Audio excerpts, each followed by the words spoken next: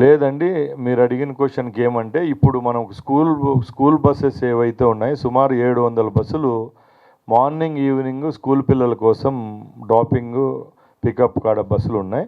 ఆ బస్సులను కూడా ఈ ఈ మధ్యలో గ్యాప్ ఉండే టైముల్లో 1-2 షెడ్యూళ్ళు నడిపేదానికి కూడా పరిగణలోకి తీసుకుంటున్నాం.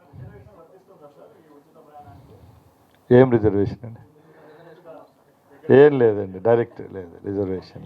లేదు సార్ లేదు సార్, దీనికి ఈ స్కీమ్కి అయితే లేదు, లేడీస్కి లేదు.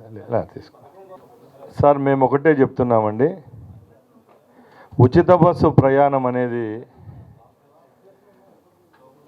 ఈ స్కీమ్ అనేది ఒక 1500-1000 బస్సులకో పెట్టింటే ప్రతిపక్షాలు వాళ్ళు చెప్పింది కూడా నిజం అనుకోవచ్చు.